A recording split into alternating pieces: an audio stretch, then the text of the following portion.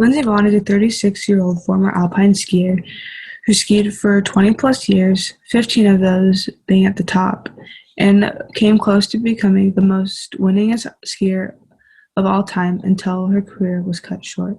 Lindsey Vonn is a prime example of how injuries and mental health can cause you to end what you love doing most. During this time, I will explain her injuries, what her mental health may have looked like, and how those all caused her to end her career as an elite skier. When you hear skiing, you think shredding powder and just carving your way through the snow at a comfortable speed. But then there's alpine skiing, which is also known as downhill, and is one of the most popular events in the Winter Olympics. Skiers can get up to a speed of 90 miles per hour, a start altitude of 1,275 meters, an end altitude of 545 meters, and a vertical drop of 730 meters, usually only wearing a helmet for hard protection. There's actually been multiple fatalities. In the article, Alpine Skiing Injuries, it states, approximately 38 fatalities occur each ski season in the United States, equaling to 0.67 fatalities per million skier visits. So you can imagine, one wrong move, going at that speed and at that height, and you're toast.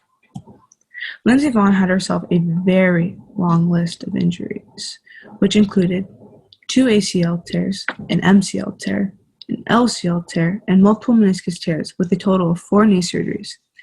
In the article, are risk-taking and a ski helmet use associated with an ACL injury in recreational skiing states, in alpine skiing, the knee joint is the most common anatomical location of an injury, with about 1/3 of all injuries.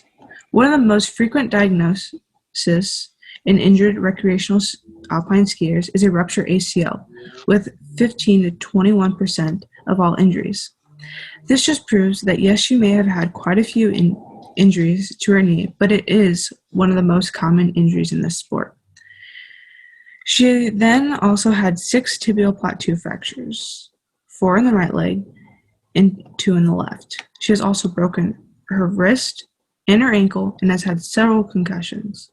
She has also fractured her humerus, which she quoted, definitely one of the worst, scariest, most painful injuries in an interview with Graham Bensinger. That injury started out with nerve damage, which she had to regain strength in her arm, but has permanently left her with plates and rods in that arm. The recovery from most of these injuries caused Lindsey a lot of stress, which leads into her mental health. Before getting into her mental health, I did a little research on how injuries can affect an athlete's state of mind, specifically during an ACL injury, one of Lindsey's most common injury sites. In the article, Motivates for Sports Participation as Predictions of Self-Reported Outcomes After ACL Injury of the Knee, the author states several good points. And those are, knee injuries in particular affect people both physically and psychologically, and have significant impact on the patient's quality of life. For instance, athletes with ACL injuries report a higher level of depression compared with athletes with concussions.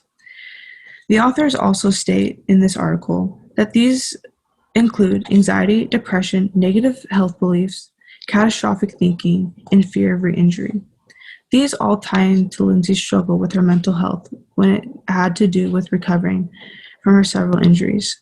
She later admits going into a depression state and says in another interview on 60 Minutes, when they bring up her depression, and she responds with, "I still take meds, and sometimes it's really hard and I don't want to get out of bed." Another way she dealt with depression was through her emotional support dogs. Her first dog she adopted was during the recovery of her knee injury, which had sent her into depression. Lindsey posted on her Instagram of her with that dog and says, "I adopted Leo today and from the animal shelter, and he has cheered me up so much. He was hit by a car and has a bad knee. Maybe we can do rehab together." This shows that by having a dog that she can somewhat relate with, it started to lift her spirits. She later gets 2 more dogs and was known as the Crazy Dog Lady. In her documentary, The Final Season, there's a clip of her 2 bigger dogs with her while she's working out and doing rehab. And then her smallest dog was always with her when she was traveling. Lindsey also had a lot of pressure put on her. She says in an article, there are more downs than ups, I would say. I dealt with immense pressure to be perfect.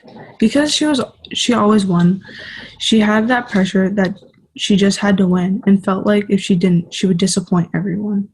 However, she ended up getting to the point where she had to make the hardest decision of her life. Lindsey Vonn decided to end her career and retire from alpine skiing February 10th, 2019. My body is screaming at me to stop, and it's time for me to listen, she shared in an Instagram post. She really didn't want to continue to put her body through so much pain, considering her body was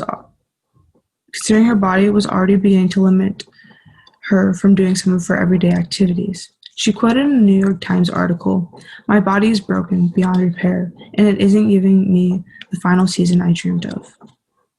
Lindsey finally decided to forget about what other people had to say. Instead, she listened to her body and her thoughts, and thought retiring would be the best option for her. She does admit being depressed a few months after retiring just because skiing was her life. But now she is helping others with their mental health. And in CNBS, Lindsey talks about how in 10 years from now, she sees herself with a family, being a business owner, and just taking over the world one step at a time. Lindsey Vonn had a remarkable career as an alpine skier that eventually had to come to an end due to injury and her mental health. This just shows how much those two things can impact somebody's life. Thank you.